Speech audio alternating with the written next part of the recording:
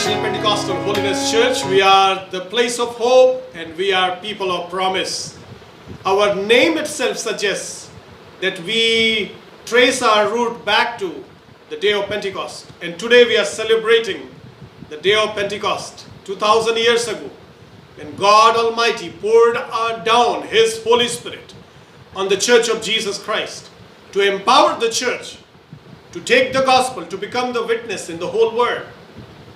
And the day of Pentecost is very important for the life of the church, ministry of the church, and life of an individual. And IPHC firmly believes that without the power of the Holy Spirit, you cannot do anything. It is in the empowerment of the Holy Spirit and the gifts of the Holy Spirit that we can effectively serve the kingdom and we can extend the kingdom.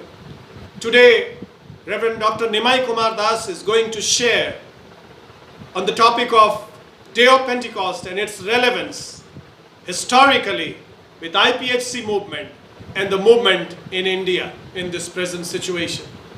Reverend Nimai Kumar Das is a Bible scholar, he is an excellent teacher, and he is a humble man. He served in the executive committee as the general treasurer, and he is one of the senior most member of our conference. And I am so thankful that he graciously agreed to present our view on the day of Pentecost and how it is relevant to our movement now and in the future. मैं बहुत धन्यवाद देता हूं कि आज हम लोग उस दिन को याद कर रहे हैं जिस दिन परमेश्वर ने अपना पवित्र आत्मा अपनी कलीसिया पर उंडेला। और यदि परमेश्वर अपना आत्मा अपनी कलीसिया पर नहीं उंडेलता तो आज हम लोग यहाँ नहीं होते, आज सुसमाचार भारत नहीं पहुंचता। उसके सामर्थ्य के कारण से कलीसिया पूरे दुनिया में विस्तार की। हम IPHC, हमारा नाम ही बताता है कि हम पिंतेकुस्त को बहुत महत्व देते हैं और हमारा कोर वैल्यू भी है, हम प्रार्थना पूर्वक पिंतेकुस्त को महत्व देते हैं, इसलिए क्योंकि बिना पवित्र आत्मा के सामर्थ्य के हम परमेश्वर की सेवा नहीं कर पाएंगे। और परमेश्वर चाहता है कि हमें अपने आत्मा से प्रतिदिन वो भरे। मैंने आग्रह किया रेवरेंड डॉक्टर निमाई कुमार दास से कि पिंतेकुस्त का दिन IPHC आंदोलन से किस प्रकार जुड़ा हुआ है, इस पर प्रकाश डालने के लिए और वर्तमान समय में और IPHC के भविष्य के लिए पिंतेकुस्त का दिन क्या महत्व रखता है।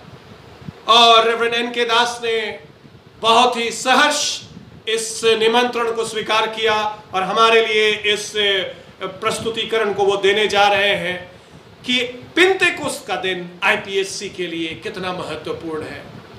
और हम धन्यवाद देते हैं क्योंकि रेवरेंड NK दास हमारे सबसे वरिष्ठतम सदस्य में से एक है हमारे कॉन्फ्रेंस में और बाइबल ज्ञानी हैं, सुदृढ़ शिक्षा देने वाले हैं और परमेश्वर का एक नम्र दास है। तो आइए हम लोग रेवरेंड NK दास से पिंतेकुस्त के दिन के बारे में सीखें और IPHC आंदोलन का उससे क्या संबंध है उसके बारे में जानें। प्रभु आपको बहुत आशीष दे।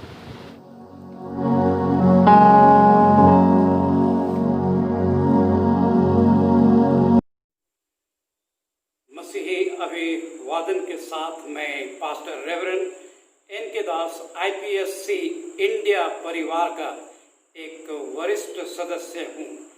IPHC के मूल सिद्धांतों में से एक महत्वपूर्ण सिद्धांत के गुणवत्ता की चर्चा हेतु आपके समक्ष उपस्थित हुआ हूँ। इस सुनहरे अवसर के लिए मैं परमेश्वर पिता को कोटि कोटि धन्यवाद देना चाहता हूँ। साथ ही हमारे IPHC सोसाइटी के चेयरमैन रेवरेंड माइकल जॉन का मैं हृदय से आभारी हूँ जिन्होंने मुझे इस सेवा के लिए आह्वान किए हैं। मैं एक वचन आपके सामने पढ़ना चाहूँगा। एहेजकेल नबी की पुस्तक और उसके 36 अध्याय और 27 वचन से परमेश्वर का वचन कहता है कि मैं अपने आत्मा तुम्हारे भीतर देकर ऐसा करूँगा कि तुम मेरी विधियों पर चलोगे और मेरे नियमों को मानकर उसके अनुसार करोगे। मेरे प्रियो, आज के चर्चा का विषय है पेंटिकोस्ट के दिन का ऐतिहासिक और समकालीन परिस्थिति में अंतर्राष्ट्रीय पेंटिकोस्टल होलिनेस चर्च का प्रसंग या संबंध। दूसरे शब्दों में हम ये कह सकते हैं कि हमारे अंतरराष्ट्रीय पेंटिकोस्टल होलिनेस चर्च का पेंटिकोस्ट के साथ क्या संबंध है, उसे हम ऐतिहासिक तौर पर और समकालीन परिस्थिति के अनुसार हम देखना चाहते हैं। परमेश्वर का वचन कहता, प्रभु यीशु मसीह ने कहा, परंतु जब पवित्र आत्मा तुम पर आएगा तब तुम सामर्थ पाओगे और यरूशलेम में और सारे यहूदिया में और सारे समरिया में, पृथ्वी के छोर तक मेरे गवाह होगे। पेंतिकोस्त क्या है, इसे समझने के लिए और जानने के लिए हमें निर्गमन के पुस्तक उसका 34 अध्याय और 22 वचन में और व्यवस्था विवरण 16 अध्याय 9 से 11 वचन के भूमिका में हमें जाना होगा, जहां परमेश्वर का वचन कहता है, और तू सप्ताहों का पर्व मानना, जो पहले लवे हुए गेहूं का पर्व कहलाता है, और वर्ष के अंत में बटोरन का भी पर्व को मनाना। सप्ताहों का पर्व का जिक्र यहाँ पर किया गया है। सप्ताहों का पर्व का क्या अर्थ है? सप्ताहों का पर्व का अर्थ है पेंतिकोस्त का पर्व। बाइबल में इस पेंतिकोस्त का अलग अलग नाम दिया गया है, जैसे सप्ताहों का पर्व, प्रथम फल का पर्व, बटोरन का पर्व, कटनी का पर्व इत्यादि। इस पर्व को 50वें दिन में मनाया जाता था। पेंतिकोस्त शब्द यूनानी भाषा के पेंटाकोस्टस शब्द से आया है, जिसका मूल अर्थ है 50th डे या 50वां दिन। इस पेंतिकोस्त का दिन इसलिए भी इसे कहा जाता है क्योंकि मूल रूप में यह दिन फसह का पर्व या छुटकारे का पर्व से ठीक 50वें दिन में आता है। पेंतिकोस्त की भविष्यवाणी, पेंतिकोस्त की भविष्यवाणी यहेजकेल नबी ने किया, जिस वचन को हमने पढ़ा, फिर से हम उसे पढ़ेंगे। मैं अपनी आत्मा तुम्हारे भीतर देकर ऐसा करूंगा कि तुम मेरी विधियों पर चलोगे और मेरे नियमों को मानकर उसके अनुसार करोगे। योएल नबी ने इस दिन के बारे में भविष्यवाणी किया और उसने कहा, उन बातों के बाद मैं अपनी आत्मा हर प्राणियों पर उंडेलूंगा। तुम्हारे पुण्य स्वप्न देखेंगे, तुम्हारे जवान दर्शन देखेंगे, तुम्हारे बेटे और बेटियां भविष्यवाणी करेंगी, तुम्हारे दास और दासियों पर भी मैं उन दिनों में अपना आत्मा उंडेलूंगा। नए नियम में यूहन्ना बपतिस्मा देने वाले ने भी इस दिन की चर्चा किया। उसने कहा, मेरे बाद जो आने वाला है वो मुझसे शक्तिशाली है, मैं इस योग्य नहीं कि झुककर मैं उसके जूते के बंधन को खोलूं। मैंने तुम्हें जल से बपतिस्मा दिया, परंतु वो तुम्हें पवित्र आत्मा से बपतिस्मा देगा। झोपड़ियों के पर्व के दिन प्रभु यीशु मसीह यरूशलेम में अंतिम दिन वहां पर उपस्थित थे, जो 8वां दिन था, और प्रभु यीशु मसीह देख रहे थे कि किस प्रकार इस्राएली लोग, यहूदी लोग घड़ों में जल भर करके वे जमीन पर उंडेल रहे थे। प्रभु यीशु मसीह इस दृश्य को देख करके उनसे कहा, यदि कोई प्यासा हो तो मेरे पास आए और पिए। जो मुझ पर विश्वास करेगा उसके हृदय से जीवन के जल की नदियां बह निकलेंगी। यीशु ने यह वचन पवित्र आत्मा के विषय में कहा, जिसे उस पर विश्वास करने वाले पाने पर थे, क्योंकि आत्मा अब तक ना उतरा था, क्योंकि यीशु अब तक अपनी महिमा को ना पहुंचा था। क्रूस पर बलिदान होने से पहले प्रभु यीशु मसीह ने अपने शिष्यों को पवित्र आत्मा के विषय विस्तृत शिक्षा दिया, जिसका वर्णन यूहन्ना रचित सुसमाचार अध्याय 14, 15 और 16 में हम पाते हैं। प्रभु यीशु मसीह ने अपने शिष्यों से कहा, मैं तुम्हारे लिए जगह तैयार करने जाता हूं। शिष्यगण प्रभु के इस कथन को सुनकर वे व्याकुल हो गए, चिंतित हो गए। परंतु प्रभु यीशु मसीह ने उनके व्याकुलता को दूर करने के लिए उनसे कहा, मैं तुम्हें अनाथ नहीं छोड़ूंगा, मैं तुम्हारे पास आता हूं।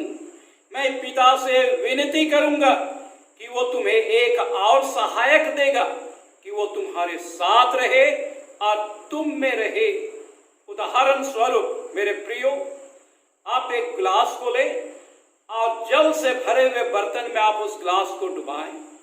जब आप उस ग्लास को उस जल से भरे हुए बर्तन में आप डुबाएंगे तो उस बर्तन का जल ग्लास के अंदर आ जाएगा और ग्लास के चारों तरफ भी वो जल पाएगा।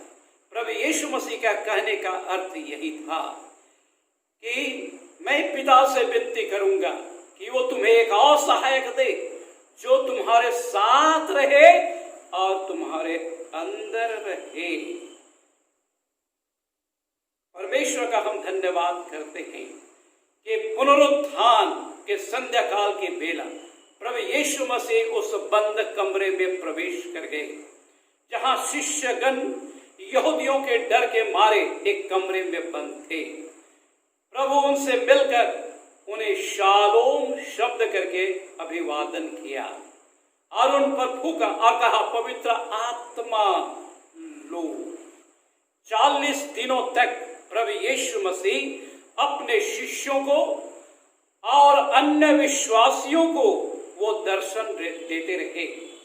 प्रभु यीशु मसीह शिष्यों से मिलकर उन्हें आज्ञा दिया कि यरूशलेम को ना छोड़ो, परंतु पिता की उस प्रतिज्ञा के पूरे होने की बात जोते रहो जिसकी चर्चा तुम मुझसे सुन चुके हो।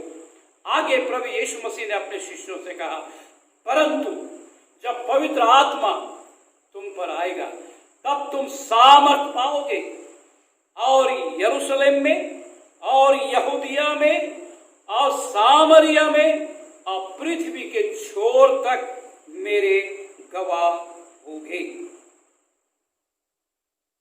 40वें दिन प्रभु यीशु मसीह का स्वर्गारोहण हो गया। प्रभु यीशु मसीह जैतून पहाड़ से वो स्वर्ग की ओर उठा लिए गए। वहां 11 शिष्य उपस्थित थे। वे प्रभु यीशु मसीह को स्वर्ग की ओर जाते देखे। वे व्याकुल हो गए, चिंतित हो गए, मायूस हो गए और मायूस होकर के फिर वो वापस उस कोठरी में पहुंच गए जहां पहले वे बंद थे। पर अब वो किसी के भय से बंद नहीं, परंतु प्रभु यीशु मसीह के आज्ञा का पालन करने के लिए और पवित्र आत्मा की बाट जोहने के लिए ये शिष्य फिर से वहां पर इकट्ठे हो गए और 10 दिन तक लगातार वे प्रार्थना में लगे रहे, अपने आप को जांचते रहे, वे उपवास में लगे रहे, संगति में लगे रहे, एक मन एक चित्त हो गए, अपने आप को पूर्ण रीति से परमेश्वर के हाथों में समर्पण कर दिया और अंत में पेंतीकोस्त का दिन आ गया। वो 50वां दिन आ गया जिसके विषय में योएल नबी ने भविष्यवाणी किया था और परमेश्वर पिता ने अपने आत्मा को इन शिष्यों के ऊपर और अन्य विश्वासियों के ऊपर, जिनकी गिनती 120 की थी, पवित्र आत्मा को उंडेल दिया। उनके ऊपर आग की जीवें फटती हुई दिखाई दी। वे पवित्र आत्मा के सामर्थ से भर गए। वे पवित्र आत्मा के सामर्थ से भर करके वो अन्य भाषाओं में परमेश्वर की स्तुति या प्रशंसा बढ़ाई करने लगे। वहां उपस्थित करीबन 15 या 16 देशों के लोग वहां पर इकट्ठे थे जो अपनी अपनी भाषाओं में परमेश्वर के बड़े बड़े कामों की चर्चा सुन रहे थे कि ये शिष्यगण जो गलीली पुरुष हैं कैसे परमेश्वर के सामर्थ की बातों की वे चर्चा कर रहे हैं। और इस रीति से उस पेंतीकोस्त के दिन में प्रथम कलीसिया की स्थापना हुई, प्रथम कलीसिया का जन्म हुआ, जिसके विषय में प्रभु यीशु मसीह ने मत्ती रचित सुसमाचार के 16 अध्याय 18 वचन में कहा था कि मैं अपनी कलीसिया बनाऊंगा और अधोलोक के फाटक उस पर प्रबल न होने पाएंगे। प्रिय जीजो, परमेश्वर का आत्मा बड़े सामर्थ के साथ शिष्यों के जीवन में और विश्वासियों के जीवन में काम करने लगा। पतरस पवित्र आत्मा के सामर्थ से भर करके वो परमेश्वर के संदेश को बड़े साहस के साथ लोगों को सुनाया। और परमेश्वर का वचन कहता है कि सुनने वालों के हृदय छिद गए, वे मन फिराए, पश्चाताप किए, प्रभु यीशु मसीह पर विश्वास किया। 3000 के लोग जल का बपतिस्मा लेकर के आदि के कलीसिया में वे शामिल हो गए। परमेश्वर का वचन प्रबल होता चला गया, चिन्ह और चमत्कार होने लगे, कलीसिया बढ़ने लगी, चारों दिशाओं में कलीसिया फैलने लगी, यरूशलेम की कलीसिया की गिनती बढ़ने लगी। परंतु कलीसिया के ऊपर में उपद्रव आ गया, अत्याचार आ गया और सताव आ गया। स्तिफनुस को लोगों ने पथरवा किया। और इस प्रकार से जब ये अत्याचार आई, उपद्रव आया, सताव आया, तो ये शिष्यगण विश्वासी लोग तीतर बीतर हो गए। और जहां जहां वे गए, वचन बताता है कि वे परमेश्वर के संदेश को, परमेश्वर के वचन को फैलाते गए। परमेश्वर का वचन प्रबल होता चला गया और परमेश्वर का वचन यूरोप महादेश में पौलुस के द्वारा वहां पहुंच गया। 300 ईस्वी सन में पेंतिकोस्त की कलीसिया रोम साम्राज्य में पहुंच गया। और रोम साम्राज्य में पहुंचने के पश्चात ये पेंतिकोस्त की कलीसिया रोमी शासन के अंतर्गत आ गया। आज जब कलीसिया रोमी शासन के अंतर्गत आ गया तो वो शकायना ग्लोरी जो पेंतिकोस्त के दिन उतरा था शिष्यों के ऊपर में, वो लुप्त हो गया। वो पेंतिकोस्त की गरिमा धूमिल होती चली गई। लेकिन परमेश्वर पिता का धन्यवाद हो कि 15वीं शताब्दी के मध्य भाग में परमेश्वर ने मार्टिन लूथर को खड़ा किया और मार्टिन लूथर यूरोप महादेश में धर्म सुधार आंदोलन का बिगुल बजा दिया। और जिसका परिणाम ये निकला कि प्रोटेस्टेंट कलीसिया का जन्म हुआ, जिसमें कि मेथोडिस्ट कलीसिया विशेष कलीसिया बन गई। 17वीं शताब्दी के अंत के हिस्से में और 18वीं शताब्दी के शुरुआत में एक होलीनेस ग्रुप का जन्म हुआ। ये होलीनेस के ग्रुप के लोग विशेष करके पवित्रता पर, शुद्धिकरण पर, होलीनेस पर वो ज्यादा जोर देते थे और अपने जीवन को वो पवित्र बनाए रखना चाहते थे, क्योंकि उनका प्रचार था कि परमेश्वर का वचन कहता है कि तुम पवित्र बनो जैसा मैं पवित्र हूं। 18वीं शताब्दी के अंत में और 19वीं शताब्दी के शुरुआत में ये होलीनेस ग्रुप अमेरिका के अजूजा स्ट्रीट नामक स्थान में प्रार्थना करने के लिए उपवास के साथ पवित्र आत्मा को प्राप्त करने के लिए वे ठहरने लगे, निरंतर प्रार्थना करने लगे, निरंतर उपवास करने लगे, अपने पापों से पश्चाताप करने लगे, मन फिराने लगे, शुद्धिकरण पर ज्यादा जोर देने लगे, परमेश्वर के वचन को का प्रचार करने लगे, उसका अध्ययन करने लगे और अंत में परमेश्वर ने पवित्र आत्मा को उनके ऊपर में उतार दिया। वे पवित्र आत्मा से भर गए, अन्य भाषाओं में परमेश्वर की बड़ाई करने लगे, चिन्ह और चमत्कार होने लगा, विश्वासियों की गिनती बढ़ने लगी और अजूजा स्ट्रीट में पेंटिकॉस्टल होलीनेस चर्च का जन्म हुआ। 1919 के शुरुआत के दिनों में पेंटिकॉस्टल होलीनेस चर्च अजूजा स्ट्रीट से वो भारत भूमि में आ गया और इस पेंटिकॉस्टल होलीनेस चर्च का पहला missionary reverend and Mrs JM Turner और उनके साथ रेवरेंड डैनियल सुब्बा, जो बिहार प्रांत के, उन दिनों में बिहार प्रांत था, झारखंड है, इस जसीडी देवघर में पेंटिकॉस्टल होलीनेस चर्च ने अपना पांव को जमाया। प्रभु की सेवा पेंटिकॉस्टल होलीनेस चर्च के द्वारा आगे बढ़ने लगा। परमेश्वर ने दूसरी पीढ़ी को खड़ा किया और कलीसिया बढ़ने लगी। चारों तरफ कलीसिया बढ़ते हुए अनेक लोगों ने मन फिराया, सैकड़ों लोगों ने प्रभु को अपना जीवन दिया और ये पेंटिकॉस्टल होलीनेस चर्च बढ़ते बढ़ते वो और आगे बढ़ती चली गई और तीसरी पीढ़ी आ गई पेंटिकॉस्टल होलीनेस चर्च में। लेकिन एक दुख की बात है कि दूसरी पीढ़ी के अंत में फिर से शकायना ग्लोरी लुप्त हो गया और पेंटिकॉस्ट की गरिमा फिर से धूमिल हो गई। लेकिन परमेश्वर ने इस 21वीं शताब्दी में एक ऐसे तीसरी पीढ़ी के दल को खड़ा कर दिया है जिनमें से जो दर्शन पाए हुए लोग, खोज पाए हुए लोग जो प्रार्थना आंदोलन को आरंभ किया है, जो पेंतिकोस्त का आंदोलन का आरंभ किया है, जो मूल सिद्धांतों के आंदोलन को उन्होंने ले आया है, ताकि इसके अंतर्गत परमेश्वर की बेदारी आ जाए। मेरे प्रियो, आइए हम पेंतिकोस्त की ओर लौट चलें। प्रथम शताब्दी की कलीसिया नया जन्म प्राप्त की हुई कलीसिया थी। प्रथम शताब्दी की कलीसिया पवित्र आत्मा से भरी हुई कलीसिया थी। प्रथम शताब्दी के कलीसिया में चिन्ह चमत्कार होते थे। प्रथम शताब्दी के कलीसिया में दर्शन पाया जाता था। प्रथम शताब्दी की कलीसिया मिशनरी कलीसिया थी। प्रथम शताब्दी की कलीसिया देने वाली कलीसिया थी। पर प्रथम शताब्दी की कलीसिया परमेश्वर के राज का विस्तार करने वाली थी।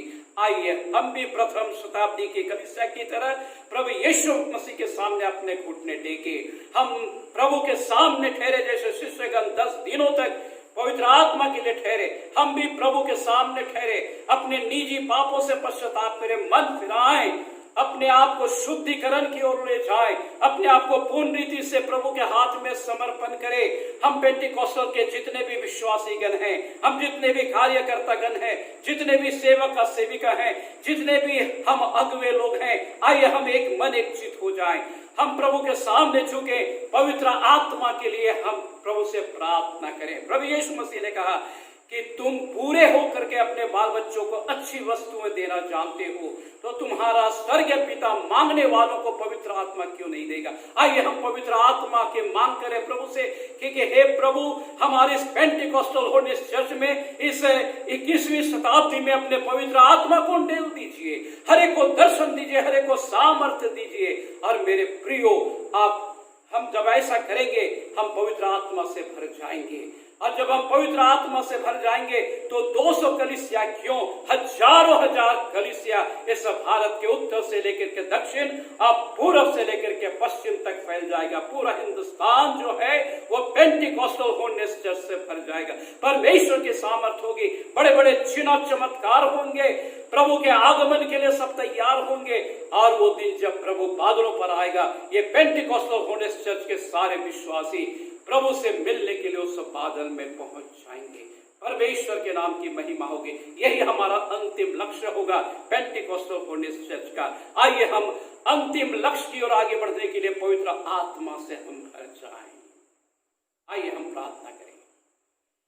सामर्थ्य परमेश्वर पिता, अनुग्रह करने वाला, दया करने वाला, पवित्र आत्मा का बपतिस्मा देने वाला परमेश्वर, मैं आपसे प्रार्थना विनती करता हूं प्रभु, इन अंतिम दिनों में जबकि आपका आगमन निकट है, प्रभु पेंटिकोस्टल होलिनेस चर्च भारत के अंदर एक एक विश्वासी के हृदय से बातें करे, एक एक पेंटिकोस्टल होलिनेस चर्च के कार्यकर्ता गणों के हृदय से बातें करे, एक एक सेवक सेविका के हृदय से बातें करे, एक एक अगुवे के हृदय से बातें करे प्रभु जी, ताकि हम इधर उधर की बातों का परित्याग करके सीधे हम अपने घुटने में आ जाएं। सीधे प्रभु जी हम अपनी आंखें पर आपकी ओर लगाएं पिता परमेश्वर, जहां से पवित्र आत्मा का सामर्थ हम पर उंडेला जा सके। पिता परमेश्वर अपने आत्मा से एक एक विश्वासी को भर दे, अपने आत्मा से हर एक कार्यकर्ता को भर दे। ओ पिता परमेश्वर, अपने पवित्र आत्मा के सामर्थ से हर एक सेवक और सेविका को, हर एक अगुओं को भर दे,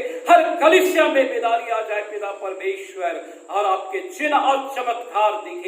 आप पिता परमेश्वर अन्य जाति प्रभु यीशु मसीह की ओर आकर्षित तो हो जाए, वे भी मन फिराए, और हमारे भारत में पेंटिकोस्टल होलिनेस चर्च उत्तर से लेकर के दक्षिण तक, पूर्व से लेकर के पश्चिम तक भर जाए प्रभु जी, और सारे विश्वासी सारे लोग आपके द्वितीय आगमन के लिए तैयार हो जाएं। और आप जब आए प्रभु, हम आपके साथ बादलों पर उठा लिए जाए, सदा काल तक आपके अनंत काल के घर में हम पाए जाएं।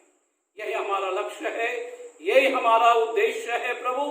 आप इस उद्देश्य को, इस लक्ष्य को आप आशीषित करें प्रभु यीशु मसीह के पवित्र नाम।